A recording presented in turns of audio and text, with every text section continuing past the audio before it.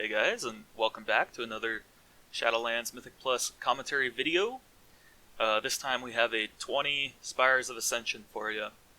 So there's a couple things I want to mention as we get into this key. First off, I'm running Misery here. That's something that I've been against for a long time, but I am starting to see the light on it. So there are a lot of pulls here in Spire of Ascension where you pull, like this first pull especially, where we pull a 3-pack on top of each other. Searing Nightmare would get a lot of value here, right? Because everything stays pretty stacked up. So you have a lot of time to just spam Searing Nightmare and do a ton of damage. So that's like one of the reasons you might want to run Searing Nightmare. But after we did this key, I ran Misery for this key just to try it out because I've been hearing from a lot of people that Misery is better in Spires of Ascension than Searing Nightmare. So I figured I'd give it a shot. And this key convinced me because I was able to do more overall. So we did this 20 and we timed it, and then I ran Searing Nightmare in a follow-up 20 of this key later on in this week, and this was last week, so it's Spiteful, Volcanic, Fortified, and later on in this week I ran another one with Searing Nightmare and I did less damage than the one that I ran Misery in, so I think that Misery is the play here, especially when you take some other things into consideration that I'll bring up in a bit, so... Yeah, so first off, I'm running Misery here. That is on purpose. On top of that, I'm running just the usual Shadow Crash, Body and Soul, Death of Madness, all that. So, and then the other thing I want to mention is I have now officially swapped off of Venthyr. So in this key, I'm still a Venthyr priest, but Venthyr is not horrible for raid, but mind games, it's just really hard to find any reason to keep mind games because it only hits one target and it doesn't even, it's like a 45-second cooldown that does like 12k if you're lucky.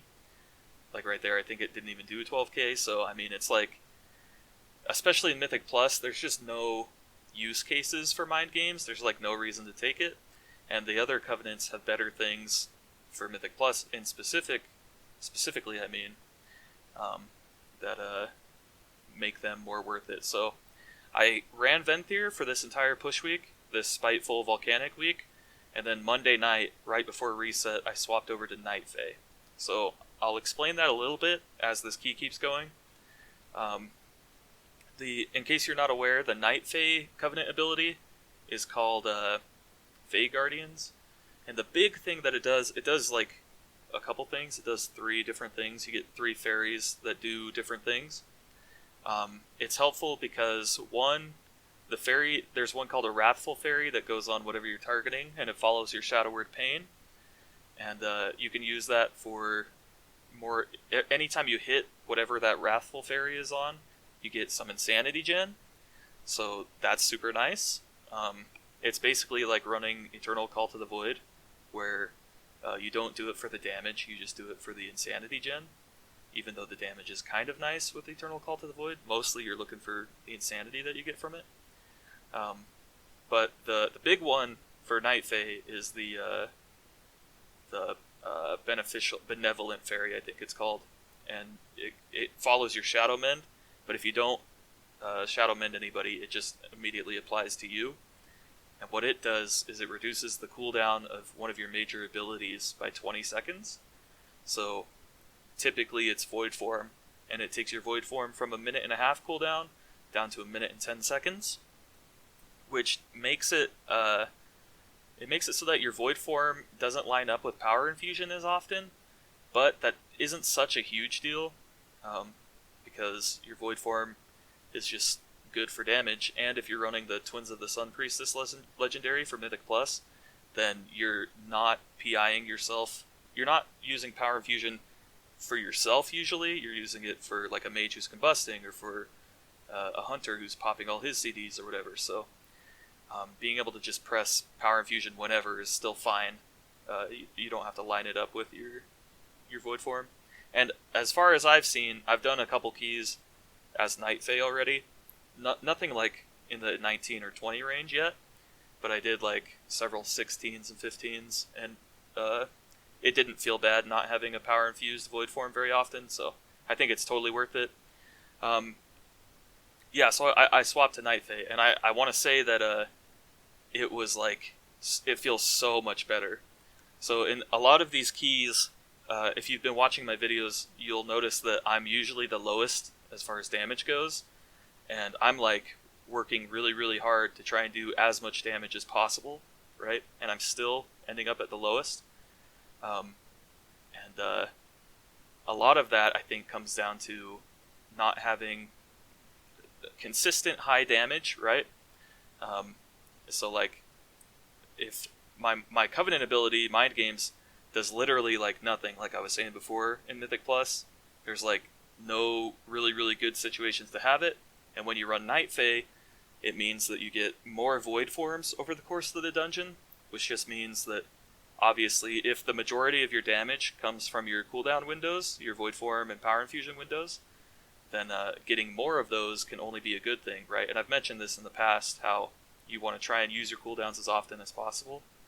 Um, and so yeah, the running Night Fae, if you get Void Form every minute and 10 seconds, rather than a minute and 30, in a 27-minute dungeon, which is not going to be most dungeons, they're usually going to be longer, which would just make this effect better. In a 27-minute dungeon, if you were to Void Form every minute and a half, let's say you're not playing Night Fae and your Void Form comes up every minute and a half, if you were to do that, then you would get 18 Void Forms, because 27 minutes divided by a minute and a half is 18, right? So you'd get 18 Void Forms, but if you do it every minute and 10 seconds, you're going to get something like 23, 24 Void Forms, right? And that's definitely worth it. It's worth dropping Mind Games for another 6 or 5 Void Forms. So that's kind of the reasoning behind why I decided to go Night Fae. So if you are a Venthyr Shadow Priest, I will say that Venthyr is best for PvP. So if you're mainly doing PvP and just doing a little bit of Mythic Plus on the side, you can stay Venthyr, it's not a huge deal. But if you're like me, and Mythic Plus is like the only thing you really want to push super hard in, Venthyr is just not, it's like super bad. So I would say swap to either Necrolord or Night Fae, and do it as soon as possible, because we have several weeks until the next good push week. I think it's like almost a month out, and you're going to need to catch up on Renown, so it's going to take a while to do that, so you want to swap ASAP. And I will also mention that Night Fae performs well in Raid too, so it's not like it's just good for Mythic Plus and it sucks in Raid. It's also, especially in fights like Denathrius and Sludge Fist, Night Fae is super good. You can like on Sludge Fist you can pop your Void Form on every pillar basically, which just means your damage is going to be a lot higher than usual. So if you're not sure what Covenant to go, or you are playing Venthyr or even Kyrian, I would say swap to Night Fae or Necrolord. And I would personally say, I haven't played Necrolord very much, so I would personally say go Night Fae, because it feels super strong. So keep an eye out in the future for videos of me, and expect for me to be a Night Fae Shadow Priest. So if you're looking for Venthyr specific things moving forward in Mythic Plus, I can still answer a lot of your questions if you like leave them in the comments or whatever, or ask in my Discord, because I played Venthyr Shadow Priest for a long time, but it's just bad. So if you're trying to push like really really high, you're way better off playing Night Fae or Necrolord, I guess. So the other thing I want to mention is a lot of people will hear that and think, oh, I can't ever invite a Venthyr Priest to any of my keys because they suck. That is definitely not the case. So it is definitely worse than the alternatives, but Venthyr Shadow Priests can still do 19s and 20s. Like, as you can see, I'm a Venthyr Priest and I'm doing a 20. So for the majority of players, anyone who's not doing 21s and 22s or whatever, pretty much every class is viable. Don't feel like you have to go with meta classes only just because that's what the people at the very top are playing. The people at the very top are playing those classes because you can't finish the keys unless you play the absolute best classes, the most meta classes. Whereas in lower keys, where the margins aren't as high, like the damage checks aren't as crazy and the healing checks aren't as crazy, you can play pretty much any class. The PvE balance for the classes right now, As long as you're not doing like really really high end mythic rating or really really high mythic plus, feels just fine. Anyone can do Keystone Master keys 15s on pretty much any class and any covenant. So don't be too picky. Don't be like, oh, this guy's playing a Venthyr Priest, so we can't bring him. They're still, good enough. So, but if you are playing a Venthyr Priest, just know that it's going to feel a lot better if you swap to a Necrolord or a Night Fae. You're not going to have to try as hard to do as much damage. Obviously, you still want to do your very best, right? But just the fact that you get more Void Forms is going to feel like a passive increase to your damage. You're not going to change very much about your rotation. You're just pressing Void Form more often, and then just doing the same thing you always do in Void Form. But just because you get more of them, your damage is going to be higher. So that's my spiel for why I chose Night Fae, and why you should too. Sorry, I haven't been talking much about the key, but let's get back into it. So right here, we almost wipe on that Prideful. Our healer pops bubble there because it's like getting so intense. So Misery is pretty good for that first boss too. I didn't mention it there, and it's really good for the big pack that we did after with all the stealth claws. And those guys, I don't remember what they're called, but they're the ones that cast Hurl a bunch and they just jump away. Those guys, Misery is really good for too, especially if you're not good at keeping them stacked up.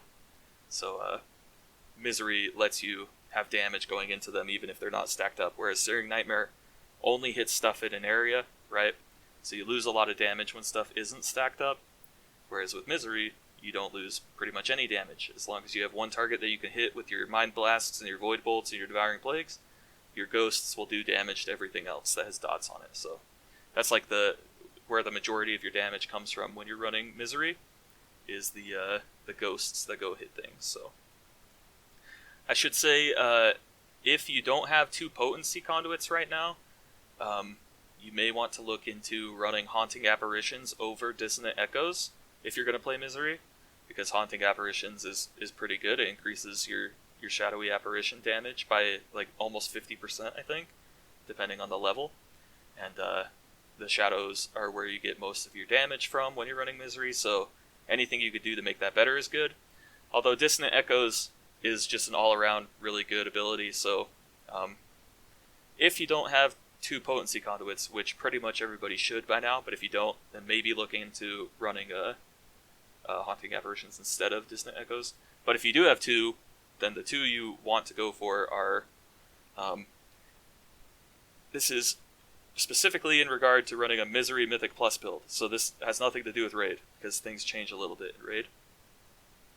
The 2 that you want to go for this Misery Mythic Plus build are Dissonant Echoes and Haunting Apparitions, which are the 2 that I'm running here. So, Dissonant Echoes, like I said before, is just super good all around. It's really good for single target, it's really good for multi-target, and then Haunting Apparitions is also good for both. So, that's why I run those 2. So this pack took us forever to kill. Our monk died really quick, so she was just sitting there not doing any damage. These are the Hurl guys. I guess they're skirmishers. The skirmishers, they jump away and make it hard, so that's why Misery is pretty good. That 4-pack is kind of hard, and we're pulling it differently these days, because our Lust is up, so this is like a pretty good spot to Lust in a fortified week. If we pull in... We like to do these Spike Claws with those 3 big guys. So we do like a 2-pull. We do Spike Claws on the other side. Not the Spike Claws, the Everworms that are on the other side of this little area. We do those guys with one or 2 of the guys in that big pack of humanoids in the middle. And then after those are all dead, we pull these Spike Claws into the big dudes. And we Lust this. And we kill it super quick. And it feels pretty good, so... Yeah, so right here, basically the rotation with Misery is super easy. You just put Misery or Vampiric Touch on everything. And then, yeah, you try to get as many shadow-generating abilities as you can. For anyone who doesn't know, the abilities that make shadows come out of you are Mind Blast, Devouring Plague, and Void Bolt. So you want to get as many of those as possible. And then anytime you can't cast one of those, you want to go back to your other spells, like Shadow Crash whenever you can, Death and Madness, Shadow or Death. and then, you know, fill with Mind Flay or Mind Seer. So right here, we're just going to finish off these Spiteful Shades, because you can't click on the Angel until you've done that. Be very careful. Gingy's team in the MDI threw the finals because they clicked on one of these Angels again, and their tank flew back across. That's like one of the dumbest things that Blizzard has implemented, in my opinion. There's no confirmation box to go across on an Angel, which is fine, except that there is a confirmation box to update the graveyard as a Night Fae player in the Mists of Tyrna Scythe. So something that, if you're clicking on the Acorn, it can't be bad for you at all, right? Which is the graveyard updater in Mists of Tyrna Scythe. There is a confirmation box for that, whereas with these Angels, if you're clicking on an Angel to go back, that is like super bad. So I feel like there should be some kind of confirmation, and maybe even just have a confirmation going in the opposite way, right? Like you don't have to confirm going this way, but to go back, you should have some kind of like confirmation box or something. But yeah, I mean, it was really, really sad because Gingy's team, Echo's team, was doing like super well in the finals of MDI, and then they just got super unlucky. Now double clicked and ended up clicking on the Angel and flew back, and it wasted like probably a whole minute for them, where they could have been, you know, in the running for the key. So they end up losing a ton of time. Right here, our monk goes down again. I'm pretty sure we wipe right here. So he's highlighting her body right there so that he can go B-res him. This Manifestation of Pride, these are like pretty rough, as I'm sure you guys know. And on a higher key like this, they scale with the key, they do more damage, and they have more health. So on a higher key like this, having only 2 out of your 3 DPS alive for this makes it super, super rough. So right here I'm spamming Shadow Mends on myself. Oh, we might not wipe here. Actually, I do think we do. Yeah, we do. So our healer's dead, our monk dies, and then the rest of us die. So in this situation, if you have like 3 people dead, you don't want to release. So if you're sitting there and like 2 people are finishing the Prideful, you don't want to release, because if you get too far away, you won't get the Prideful buff. But if your body is still there, you will get the Prideful buff when you're dead. So you can just be dead, they kill the Prideful, and then you either wait for a res, or you can release and you will have the Prideful buff. That's just a small thing.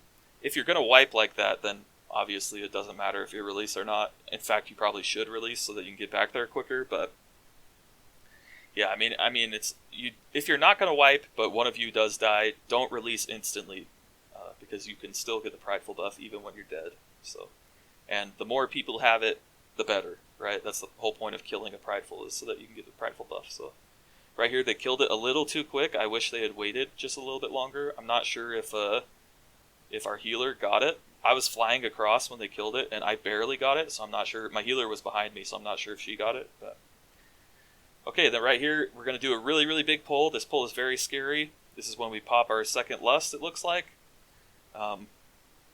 Yeah, so for your big damage windows, you want to put Misery on everything, so Vampiric Touch on everything, and then you want to pop Void Form, and then, yeah, like before, you want to just do as many shadow generating abilities as you can, and you want to make sure that your Void Bolt will refresh the duration of your dots on stuff.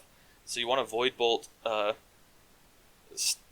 target that's close to other targets, because it refreshes the dot duration on everything within a certain range. So if you Void Bolt something and there's 5 other guys by it, all 6 of those people are going to get their dots refreshed. So you want to try and hit things with your Void Bolts that are close to other things so that you get more uptime on your dots, right? But yeah, it's kind of hard, especially when things get all spread out. And so you're better off casting a Void Bolt instead of like waiting for stuff to get grouped up. You're better off just casting it, right? But if you can, try and hit things that are like kind of stacked up, you know. So right there, I have Shadow Word Death, that's Spiteful as it's dying. And when you run Death and Madness, that's a really good thing to try and do. Is Spiteful is like pretty good for Shadow Priest because of that. If you Shadow Word Death the Spitefuls, they will give you Insanity Gen, which just means you get another Devouring Plague or more Searing Nightmares or whatever. So you want to try and do that with every shade that you can. So like right here, I'm gonna hit it with a Shadow Word Death if it comes up in time. Yeah, it looks like it did. So as you can see, my insanity is going up. So that's pretty big, especially in like at like the end of the pack when there's a couple things left and you're not getting much insanity from anything. You can hit those spitefuls and they'll give you insanity to let you finish off the pack with more insanity, right? So right here I get line of sighted by the mobs. These squad leaders are very important that you kill. It's very important that you kill them first. They're by far the most deadly in this pack. So we put a skull on it to say this has to die first. That's a really good trick for pretty much everybody. There's like something about our nature as humans where if a target gets a skull on it, it's like it's gonna die first. Like it just happens. Like regardless if you're in a pug, if you've discussed it before or whatever, it doesn't matter. People see a skull, they kill it, right? So if you're in like a pug and there is like something big like that needs to die really quickly, and you're not in Discord or something talking to each other, a good way to be like, hey, this needs to die, is to mark it with a skull, right? And then people should just naturally start focusing it down. So right here, it's pretty important. This is going to proc Prideful, so it's pretty important that this stuff all dies evenly. But this pack is taking forever. It's been over a minute, and our tank is just kiting like crazy. And so these two things need to die evenly for sure, but it looks like they're going to die pretty close. Yeah, okay, there we go. So that's not too bad. You don't want to have a lot of stuff alive when your Prideful spawns, because then it's more dangerous, right? I'm moving on this side of the Prideful. I want to be on the opposite side of the Prideful as our Holy Paladin. It's just something that our Holy Paladin has tried to drill into us. I guess she does more healing if we're like in a cone in front of her. So we all try to stay on the same side. Right now I'm on the same side as her, which is not good. But there's not a ton you can do about that. I mean, you can obviously run to the other side, but when you have like the beams on you and then other people are getting the beams, it's kind of hard. And it's not a huge deal, so we touch of death that guy and then we go into the boss. So this boss is very dangerous for Shadow Priest. You don't have a lot of things you can do to mitigate the big damage. So she's about to cast it, this Dark Stride, it goes on me. It leaves a dot on you that is super, super deadly. This bleed, it's like taking me out almost instantly. You can bop it off, Blessing of Protection from a Paladin. So that's what we do, but we try to save the Blessing of Protection until the end of the bleed, because it can prevent the next application. So right there, we didn't get it. We bopped it a little too early, but if I had still had the Blessing of Protection on me, then this second bleed wouldn't have been on me. I had Dispersion there to try and keep myself alive, and I pop Fade to get the damage reduction from Translucent Image that I'm running as a conduit. But even then, this is like a lot of damage going out, and it's making it really hard to survive. And the healer is like pumping me like crazy, so I get another bleed on me. I'm pretty sure I get like 5 in a row on this boss fight. I'm pretty sure I'm not going to survive. It would be really good if it went on somebody like our mage, because our mage can just ice block and then cancel his ice block, and it immediately falls off. But yeah, if it keeps going on me like this, I only have so many defensives. I can only disperse one time, I can only fade every so often, and our healer can only give me so many externals, so I end up going down right there. And a lot of that is RNG. You just have to get lucky, and it just has to not pick you. But there are like other things that go into it, like you want to make sure you're not bopping at the same time as your dispersion. For instance, you don't want to stack your defensive cooldowns. Right there, our mage blocks his dot, and he comes back to life, or it's off of him immediately. So that's super nice. That's what you would prefer, but not everybody can do that. So right here, I wait a little bit before I release, because those black balls that fly around can still hit people, and then something that not a lot of people know is that you can catch that angel as it's flying across. You don't have to wait for it to get to the end before you click on it. I'm not sure if that's actually faster. I've seen like conflicting messages about it. Some people have said that it's not faster because the angel flies over to there anyway after you click it. So it picks you up and then it flies over there and then it flies across. If it just flew across, that would be better, but we do it pretty much every time. I don't know if it's worth or not. It is definitely not a huge time loss, so that's good. But it's kind of up in the air whether it's better or not. Something else I want to mention as we're about to pull this Hellion is that I'm running Soul Letting Ruby right here. I only have a 203 version of it. It's a trinket, the Soul Letting Ruby. I only have the 203 version, so it's not a great trinket for me. But I think even at 203, it's better than a lot of trinkets that I have. But after this key, in the next couple keys, I decided to swap back to my inscrutable quantum device, the box, because I have a 210 version of that. So I think the box is better. And then the other trinket that I'm running is the Sinful Gladiator's Insignia of Alacrity, I think it's called. It's the PvP trinket that is just proc based. It just procs randomly off your abilities and gives you intellect. The intellect you get from it is really, really nice, and it's got a pretty high uptime. And the good thing about the Insignia of Alacrity is that you can upgrade it, so you don't have to like get lucky and get a 226 version. You can upgrade it the better rating you get in PvP. So right now I haven't even hit 1600 for any of my ratings, so I only have a 207 version of the Insignia, and it's still better than like running my Dreadfire Vessel at 220 or whatever. Mostly because the damage that I'm looking for isn't single target damage, which your Dreadfire Vessel will give you. I'm looking for more general stuff that helps me do damage to everything, not just one target. So that's the same reason that I swapped off of Venthyr to go Night Fae. Mind Games is really, really good if you're doing single target stuff, right? It does a ton of damage, but it's really garbage outside of single target. So same thing with Dreadfire Vessel from Sire Denathrius. It's a really, really big one-shot nuke, single target nuke, but it just doesn't do enough. So right here, I'm holding my Void Eruption because this boss has a burn phase. So we're going to get another one of those Imperial Ordinances where we all need a stack. That's why we have that star marker out on the world, and we're going to stack between that and the boss where he's at right now for the next one. So we're all going to stack right here for this. You want to get them all really close to each other because when he does the recharge ability, he's going to start pulling those balls to him, and if any get to him, he gets a lot of health back, I think, or maybe he just does more damage, something like that.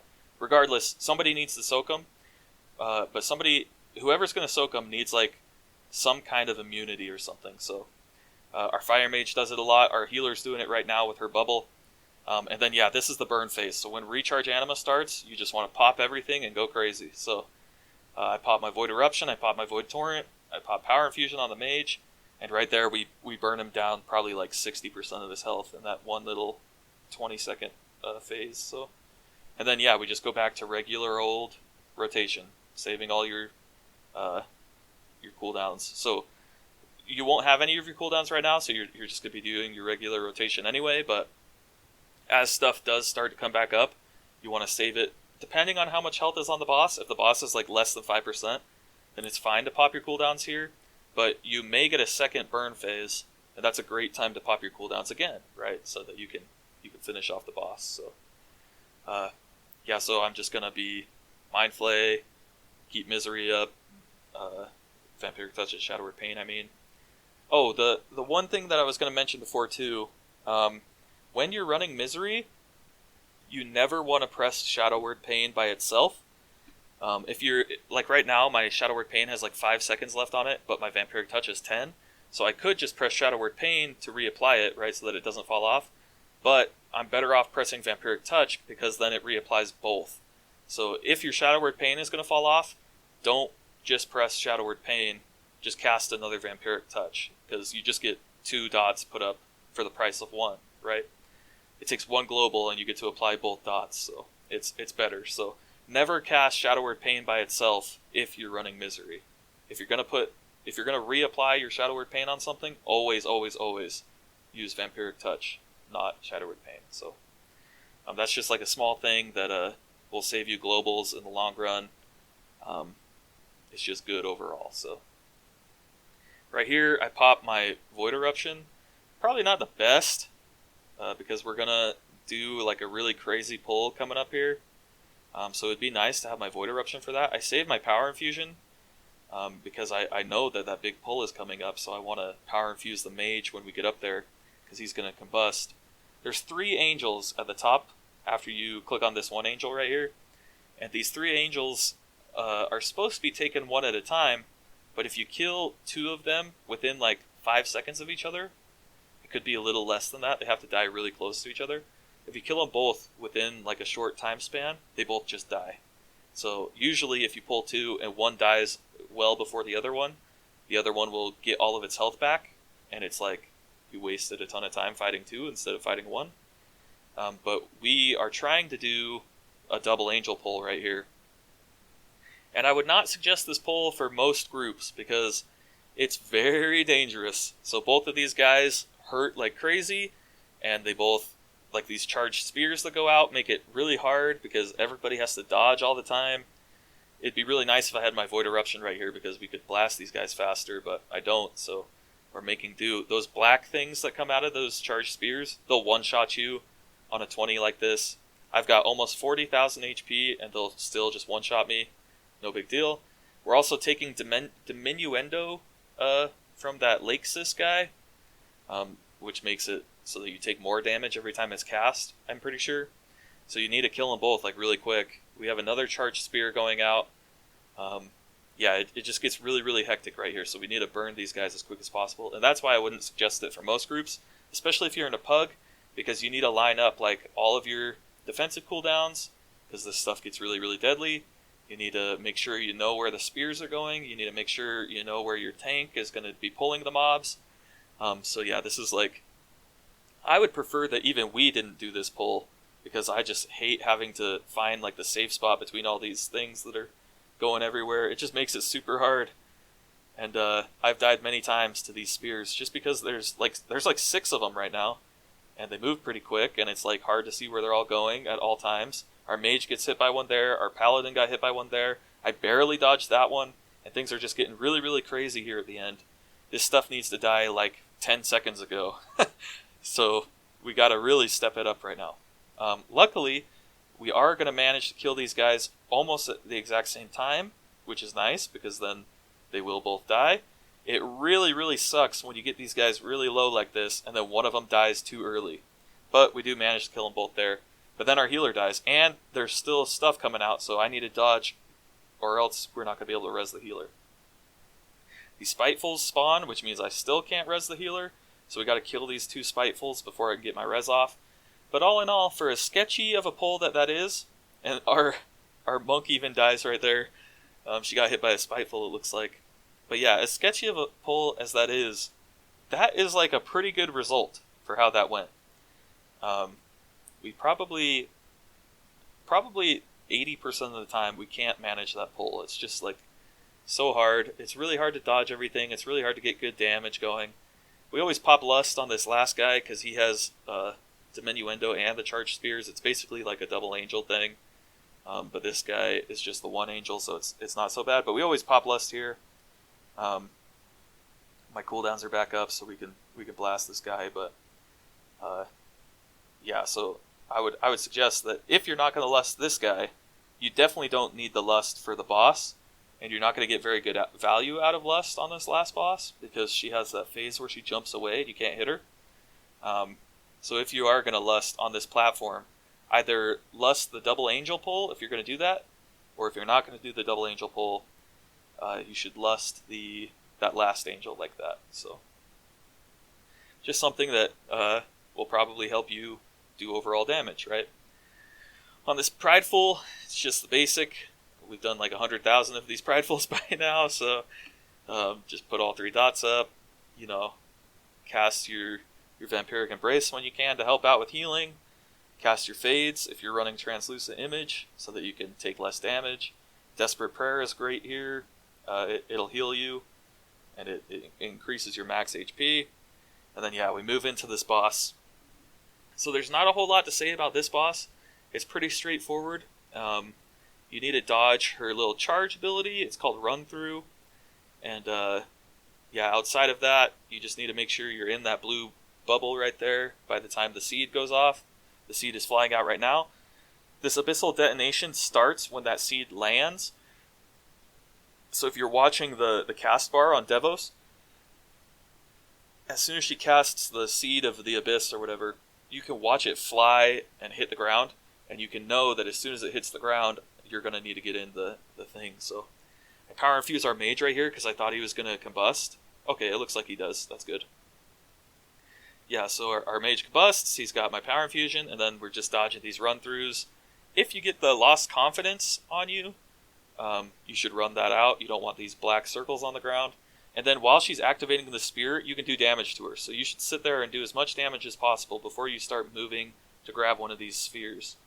And then Door of Shadows is great here. The Night Fade Blink is great here. I end up keeping the orb on me for a second. I was in the circle for like a long time, so I figured it was going to drop off, but I ended up not giving it to him. Then I always make sure the group is stacked right there so I can mass dispel the dot off of us. It just helps with the healing, and is an all-around good move. You're not doing anything else there, so may as well mass dispel everybody. So yeah, and then we're back into the phase 1, which is super easy. You just dodge the run-throughs like I'm saying. Right here, she's about to cast the seed. She'll do a run-through, then she'll do the seed. There it goes. It's flying out. It just landed. She casts the detonation. We all get into the circle, and we're safe. So it does a ton of damage still, because this is a 20, right? I'm sure on a 20 Tyrannical it would do like even more. But yeah, then the run-through goes on me. I dodge it. She should cast another seed here in a second. There it goes. It's flying out. It lands. Here comes the detonation. We get in the circle. Something else that I want to mention is usually you don't want to Void Torrent while you're in your Void form, but there are a couple times where it's okay. So you do get the full value of your mastery whenever you're in Void form. So your Void Torrent is going to do more damage than if you weren't in Void form, right?